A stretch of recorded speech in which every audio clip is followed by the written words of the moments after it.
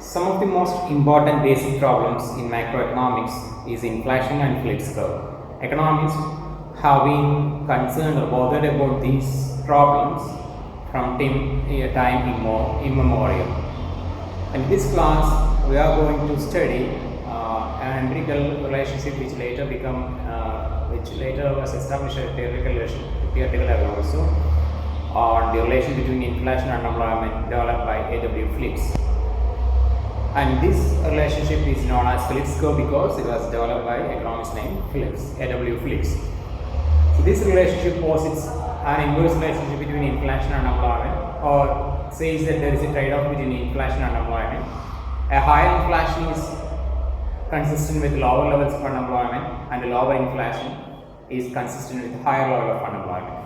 In fact, this relationship was initially developed as an empirical relationship, that is, Phillips investigated the relationship between inflation and unemployment for the UK economy between 1861 and 1957 and found that there was a negative relationship, or there was a trade-off between inflation and unemployment. This relationship is known as Phillips curve, and later he also subdivided these years into different periods of time, 10 years, 15 years duration, and found that the relation was consistent even during the sub-periods so analyzed.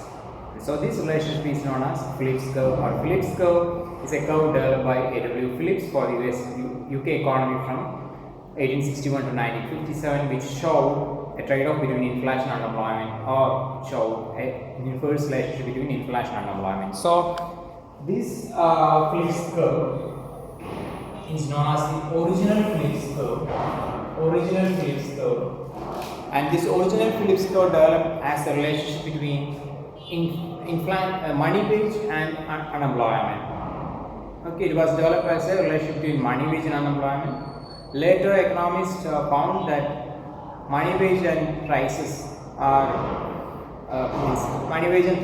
change together, and therefore the concept of money wage was replaced with inflation.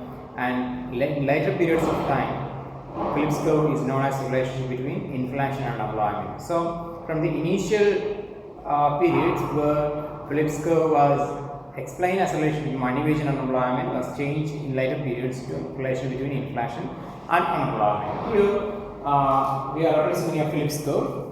On the x-axis we have unemployment, and on the y-axis we have inflation. So here obviously the Phillips curve will have a negative slope, because at this point there is a high rate of inflation, and this inflation is consistent with the lower levels of unemployment. When inflation falls, unemployment increases. You can see here there is an inverse relationship between inflation and unemployment. The curve is very similar to our demand curve. This is known as Phillips curve analysis, and this is known as traditional Phillips curve analysis or original Phillips curve analysis. Okay, and economists also found theoretical supports for this relationship. Why this should happen? This was an empirical relationship found, and so we should have some proof from theory which supports this inverse relationship, and hence investigations were made, and economists concluded that this inverse relationship arises out of the excess demand. That is, when there is an excess demand for labor in the labor market, then normally money wages will rise, and so will inflation. This excess demand takes place when employment level is very high or unemployment is very low. So when unemployment is low, like a point like this where unemployment is very low, here what will be happening if firms want more laborers, or if they want to increase the number of employees, then they will have to offer higher money wages. Of course, they will have to offer higher money wages because employment is a function of wage levels, whether real or money wages. So employment is a function of wage level, and therefore higher money wages will have to be offered. And at this point of time,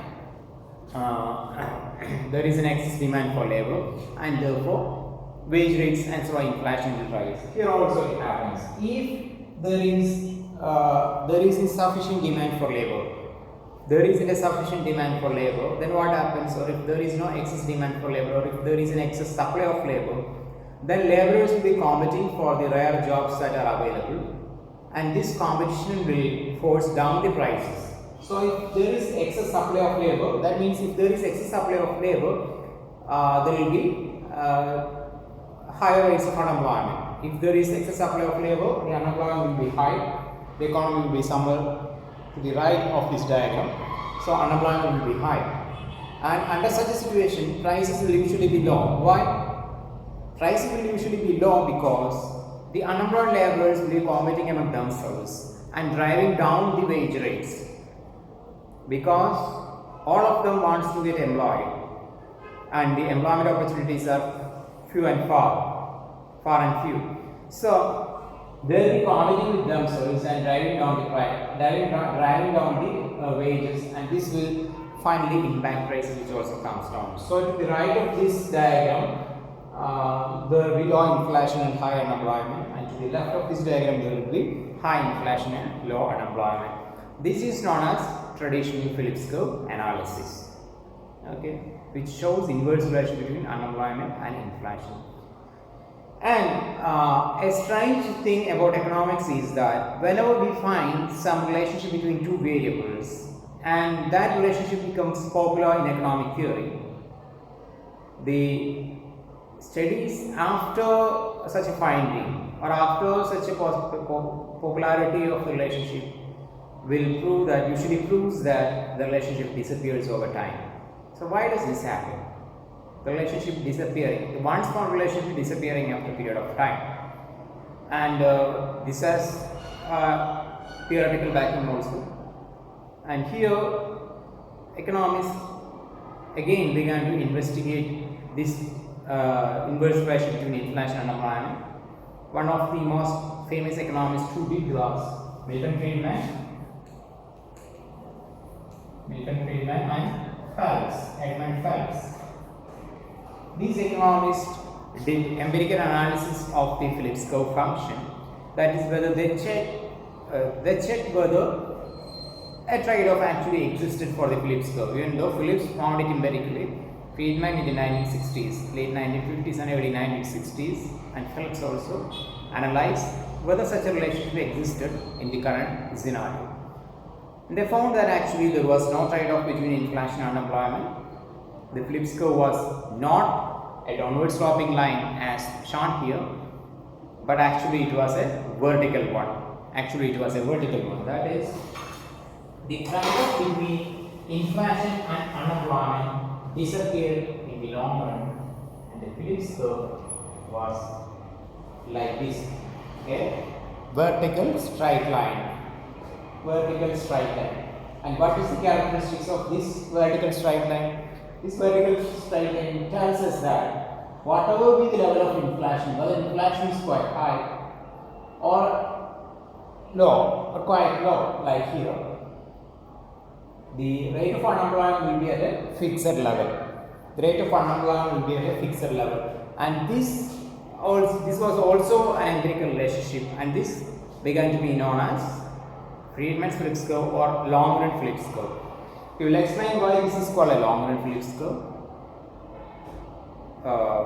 But for the time being, just remember that when Friedman did an empirical analysis of the Phillips curve relationship in the late 1950s and early 1960s, he found that the trade-off had disappeared. And the Phillips curve in fact was a vertical straight line. Okay, and why this relationship disappeared? According to Friedman, this relationship disappeared because people were making expectations based on past information. Okay, they had certain expectation about the prices, and they were assuming this level of prices to continue in the future also. So once they have an expectation of prices, they can also form expectations about their real wage. And we know that employment is a function of real wage. And when they have a certain real wage, they will be offering a certain level of employment. When the real wage changes, they will be changing their level of employment also. For example, when the real wage increases, they will be willing to offer a higher amount of labor, and when the real wage falls, they will be ready to offer only lower levels of employment. Okay, this is called the relationship between employment and real wages. So this happened because of their expectations about a particular level of inflation. According to Friedman, actually there was a trade-off between inflation and unemployment in the short term. That is, Friedman did not negate the existence of a Phillips curve like this. A Phillips curve is like this, which he termed as the short-term Phillips curve. Because according to him, a Phillips curve, a trade-off exists in the short term. In the short term, when inflation increases, unemployment will fall. When inflation falls, unemployment will increase. But in the long run, this will disappear. And he explained it based on the adaptive expectation hypothesis. The adaptive expectation hypothesis says that people's expectations about future level of inflation is conditioned by their historical data, by the past information that is available to them. So, if the economy was at point A at this point, and the inflation currently prevailing in the economy was 3% and unemployment rate was 5%. Now, this short-term Phillips curve is based on the inflationary expectation of 3%. That is, the economic agents are expecting an inflation of 3 percentage points, and at this level they fix their real wages and offer certain amount of labor, and labor market is a situation where it is experiencing 5% levels of unemployment. Now, when the government introduces an expansionary fiscal policy, that is, it increases public expenditure or taxation, then or an expansionary monetary policy which is handled by the central bank, then the economy will heat up, prices will rise, and normally in such a situation there will be improved demand for labor, more demand for labor, and this more demand of labor will come with an increased money wage. Okay, so be clear about this process. First, economy was at point A where it was experiencing an inflation rate of 3% and unemployment of 5 percentage points. Now, people are expecting 3% inflation, and they have formed a short-term Phillips curve with an expectation of 3% inflation. Now, the government or the central bank is trying to introduce an expansionary policy, whether fiscal or monetary, and this expansionary policy will result in increasing prices, and this increased prices induces producers to produce more. If they want to produce more, they want more laborers, they want to employ more laborers, and this higher level of employment is possible only at a higher money wage. So they offer higher money wages to the laborers. But the thing is that the laborers only know about the level of money wages. They are not conscious about the increase in prices as of now, because they are still expecting an inflation rate of 3%. Their expectation is based on past information, not on the current information that is available. So they will be expecting an inflation of 3%, and with an inflation of 3 percentage points, they are being offered a higher money wage. So when they are being offered a higher money wage at a consistent level of inflation, workers found that or believe that their real wages have increased, and this increase in the real wages prompts them to increase the supply of labor.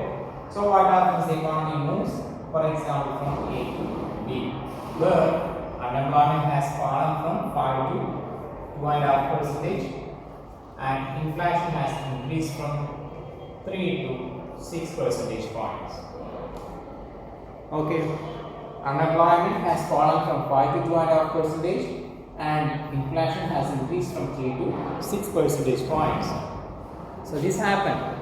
So why did the unemployment fell? Because people are believing that the increase in money wages have resulted in increase in real wages. Why inflation has risen? Because of the introduction of an expansionary policy. expansionary demand management policies. So now the economy is at B. Now the economy is at B, and when it's time for economic agents to revise their expectations, they look at the past inflation rate and found that their expectations were wrong. It was not 3 but actually 6 percentage points. They realized their mistake. That is, inflation is not 3 percentage points but 6 percentage points. So actually, though their money wages have increased, their real wages have not increased, or it has been rather consistent, or it has been rather stagnant. So they have been offering higher amount of laborers without any increase in real wages. They understand or they realize their folly and move back to point C here, where they are back on the 5% unemployment rate with a higher inflation of 6%. So from this period onwards, there will be having an expectation of 6% inflation. So we type 9 is short-term Phillips curve was short-term Phillips curve 6. Okay, this is what is happening to the laborers. Okay, now again the government can repeat the procedure. They want to introduce an expansion fiscal policy, or central bank wants to introduce an expansion monetary policy. They can do so. And what happens? Inflation rate increases to 9%, unemployment falls to 5%. Why this is happening? Again, people are getting fooled. They believe that current rate of inflation is 6% and they are being offered a higher money wages, which results in higher real wages. But it is not so, because prices have also increased, but people don't realize this time also, and so they offer higher rate of labor. But again, when they check historical data, they found that inflation has not been at 6% but at 9%. So they understand that real wages have not increased. They move back to point E on this curve, and a new Phillips curve will be formed with an inflationary expectation of 9%. So we have successively higher and higher levels of short-term Phillips curve. Each short-term Phillips curve representing a particular level of expected inflation. This short-term Phillips curve is conditioned by an expected inflation of 3%. This one with an expected inflation of 6, and this one with an expected inflation of 9 percentage points. Each time the government or the central bank introduces an expansionary policy and drives the prices higher, and employers offer higher money wages, the workers believe that increasing money wages have resulted in increase in real wages, because they are making expectations about their inflation on past information. They do not realize the increase in inflation that they are currently experiencing, and therefore offer higher employment. But at a later point of time, when they realize the mistake, they go back to the earlier level of unemployment, which here is 5 percentage point. This process goes on and repeating, because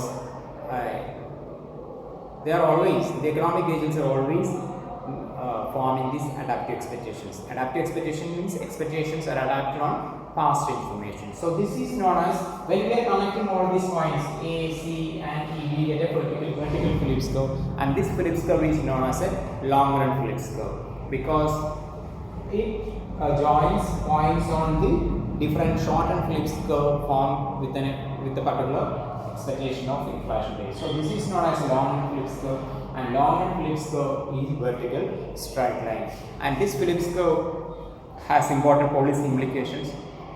A Phillips curve with a trade-off or downward sloping one means that policies are successful in rising unemployment rate or reducing unemployment rate, or reducing inflation or rising or reducing unemployment rate. An inverse Phillips curve means that the policy makers can reduce inflation or reduce unemployment. They can either choose one of them. So if they want to reduce unemployment, they just have to create inflation. If they want to reduce inflation, then they will have to afford higher levels of unemployment. So the question for the policy makers was a straightforward one. There are two evils, inflation and unemployment. They have to select one of them. And if they selected inflation, then unemployment can be lowered, and if they select unemployment, inflation can be lowered. So this was a straightforward question. But this success of policy is negated by the long run Phillips curve, which was developed by Milton Friedman, because here the Phillips curve is vertical and policies are not successful in rising employment level. That is, temporarily unemployment can fall, but once people realize their mistake about expected inflation, they go back to the earlier level of employment. This process continues and thereby we get the long run Phillips curve. So in the long run Phillips curve, policy success are only temporary, short term phenomenon. In the long run, economy will be moving back to its equilibrium, which we also call as the natural level. And the unemployment which prevails at this natural level is called natural rate of unemployment. It is an unemployment that prevails in the economy in the long run, and it is consistent with the constant price level. If the policy makers were keeping the price level constant 3 percentage points, then the unemployment will be 5%. Okay. It is also called non-accelerating inflation rate of unemployment. As long as inflation is not accelerating, unemployment will remain at 5%. And that is an unemployment level consistent with the long run equilibrium of the economy, and to which the economy will always tend. So this is the traditional Phillips curve developed by A.W. Phillips, and the modification that is suggested by Milton Friedman and Edmund Phelps, which we name as long run Phillips curve. Okay, so we have long run Phillips curve here and different short run Phillips curve, each one representing a particular expected level of inflation. Hope you got it right. Thank you.